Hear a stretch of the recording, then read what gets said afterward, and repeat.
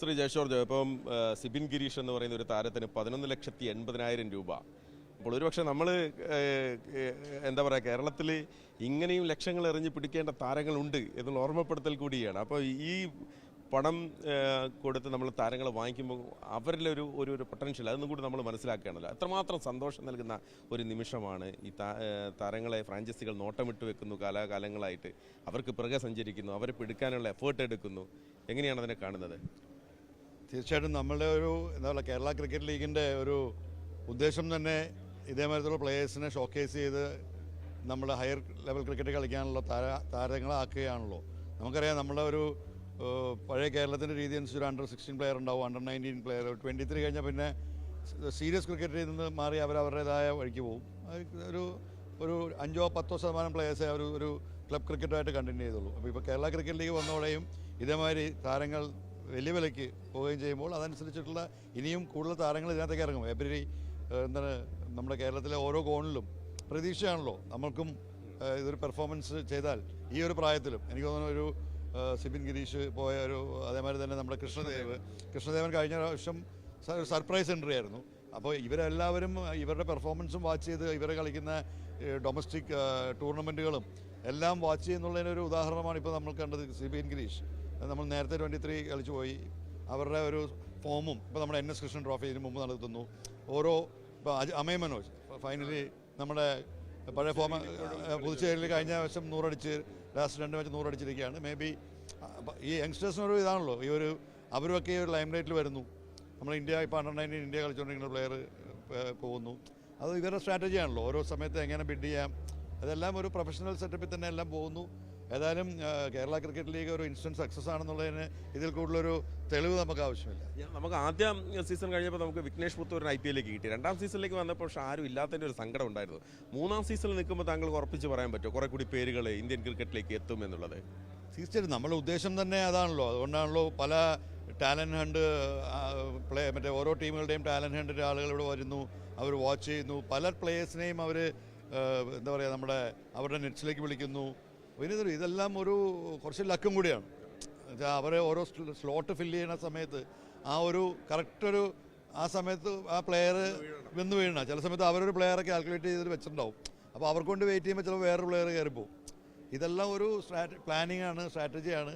പിന്നെ നമ്മളൊരു competitive cricket, നമ്മൾ എപ്പോഴും കേരള ക്രിക്കറ്റ് ലീഗിന് സ്റ്റാൻഡേർഡ് കുറച്ചും കൂടി നമ്മൾ റേസ് ചെയ്യണം. കാരണം പ്ലേയേഴ്സിൻ്റെ സ്റ്റാൻഡേർഡ് കുറച്ചും കൂടി നമുക്ക് വളർത്തണം. ഇപ്പം നമ്മളുടെ ഒരു പ്രോബ്ലം വെച്ചാൽ നമ്മൾ ഈ സീസൺ മഴ കഴിഞ്ഞിട്ട് ഉടനെ തുടങ്ങുമ്പോൾ പ്ലേയേഴ്സൊക്കെ അധികം പ്രാക്ടീസ് ഇല്ലാതാണ് വരുന്നത്. അപ്പോൾ ഇപ്പോൾ ഇവർക്ക് അത് വരുന്നതിന് ഇപ്പോൾ നമുക്കറിയാം, ഓഗസ്റ്റിൽ മാച്ച് നടക്കുമ്പോൾ നമ്മൾ വിൻഡോ അതാണ്.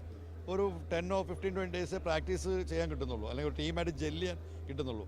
അതൊക്കെ കോപ്പി ചെയ്ത് സീനിയർ പ്ലേയേഴ്സ് പെട്ടെന്ന് അഡ്ജസ്റ്റഡ് ആവും. യങ്സ്റ്റേഴ്സിൽ കുറച്ച് പേര് അഡ്ജസ്റ്റഡ് ആവും, ചിലർ കുറച്ചും കൂടി സമയമെടുക്കും.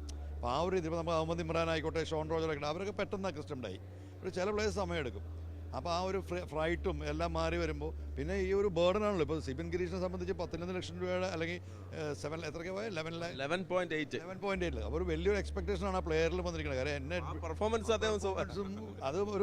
അതൊക്കെ ഇതിൻ്റെ ഒരു ടീം ബിൽഡിങ്ങിൻ്റെ ഭാഗമാണ്. ആ പ്രഷർ അദ്ദേഹം ഇത് ചെയ്തിട്ട് വേണം അതിജീവിക്കണമല്ലോ. കാര്യം എന്നെ 11 വരുമ്പോൾ I have to deliver that much of.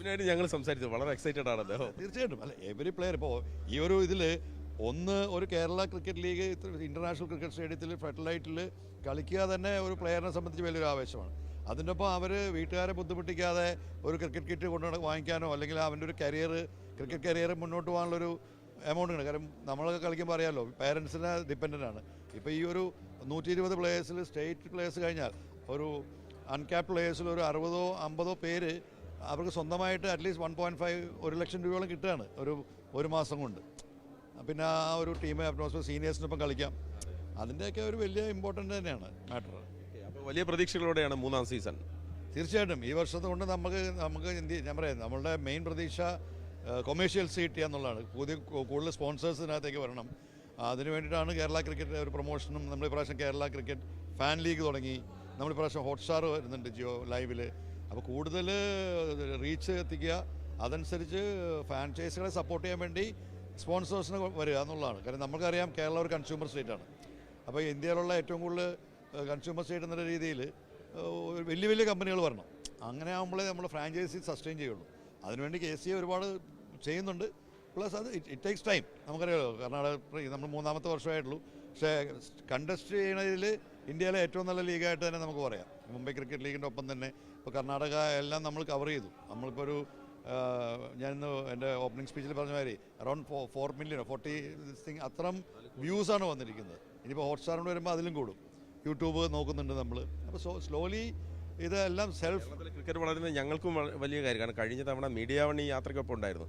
ഞങ്ങൾക്ക് തന്നെ വലിയ റെസ്പോൺസാണ്. പല നമ്മളെ പോഡ്കാസ്റ്റുകൾക്കൊക്കെ വലിയ നമ്മൾ പ്രതീക്ഷിക്കുന്നതിന് അപ്പുറത്തുള്ള വ്യൂസ് ഉണ്ട്. തീർച്ചയായിട്ടും നമ്മൾക്കറിയാമല്ലോ കേരളം ഒരു ഫുട്ബോൾ ഫാൻസി അല്ലെങ്കിൽ ഫുട്ബോൾ ഫ്രണ്ട്ലി സ്റ്റേറ്റാണ്. ക്രിക്കറ്റ് കുറച്ച് കാലങ്ങളെ ആയിട്ടുള്ളൂ. ഇപ്പോൾ ശ്രീശാന്ത് അല്ലെങ്കിൽ ടിനു വന്നു, ഇപ്പോൾ സഞ്ജു വന്നപ്പോഴാണ് കൂടുതലായിട്ട് നമുക്ക് ഒരു ഇന്ത്യൻ പ്ലേയേഴ്സ് വന്നതും ആ ഒരു രീതിയിലേക്ക് കേരള ക്രിക്കറ്റ് വളർന്നതും ഇൻഫ്രാസ്ട്രക്ചറായാലായിട്ട്. ഫുട്ബോൾ നമുക്കറിയാം വർഷങ്ങളായിട്ട് പാപ്പച്ചനും വിജയൻ ചേട്ടനൊക്കെ ഉള്ളതുകൊണ്ട് ഓട്ടോമാറ്റിക്കലി അതിൻ്റെ ഒരു ഫാൻ ബേസ് ഉണ്ട് ഫുട്ബോളിന്. ആൾക്കാർ പെട്ടെന്ന് എത്തും, കളി കാണാനെത്തും. പക്ഷേ ഇതിന് നമ്മൾ കുറച്ച് ഇത്തിരി ബുദ്ധിമുട്ടണം. അത് കേരള ക്രിക്കറ്റ് അസോസിയേഷൻ നന്നായിട്ട് ചെയ്യുന്നുണ്ട്. ഒറ്റ കാര്യം കൂടി ചോദിച്ചാൽ അവസാനം, വേൾഡ് കപ്പ് ഫുട്ബോളിൻ്റെ സമയമാണ്. അപ്പോൾ ഈ ഫുട്ബോളിൽ നിന്ന് ക്രിക്കറ്റിലേക്കുള്ള മാറ്റം വെറും 10 ദിവസം 15 ദിവസം മാത്രമാണ്. അത് മലയാളി മറന്ന് ക്രിക്കറ്റിന് പുറകെ വരും. തീർച്ചയായിട്ടും എല്ലാ സ്പോർട്ടും ഉണ്ടല്ലോ. ഇപ്പോൾ നമ്മളും പ്ലേയേഴ്സ് ഫുട്ബോളിലേക്ക് മാറുന്നില്ലേ. നമ്മുടെ ഏറ്റവും കൂടുതൽ നമ്മുടെ കുട്ടികളെ ഏറ്റവും കൂടുതൽ കാണുന്നത് ഫുട്ബോളാണല്ലോ. അതേപോലെ തന്നെ ഇപ്പോൾ നമ്മൾ വിനീതൊക്കെ ആയിട്ട് സംസാരിക്കുമ്പോൾ അവരും ക്രിക്കറ്റ് ഫാൻസാണ്. ഞങ്ങൾ പല സമയത്തും സംസാരിക്കുമ്പോൾ ക്രിക്കറ്റ് എന്നാണ് സീസൺ തുടങ്ങുന്നത് അവരും വാച്ച് ചെയ്യുന്നുണ്ട്. ഈവൻ ഇന്ത്യ കളിക്കുന്നത് മാത്രമല്ല കേരളത്തിനെ ഇപ്പോൾ സച്ചിൻ ബേബിയൊക്കെ ആയിട്ടും അവർ ഇൻട്രാക്ട് ചെയ്യുന്നുണ്ട്. ഈ പ്ലേയേഴ്സ് തമ്മിലൊരു ഏത് സ്പോർട്ടാണെങ്കിലും അവർ തമ്മിലൊരു റിലേഷൻസ് കീപ്പ് ചെയ്യുന്നുണ്ടല്ലോ.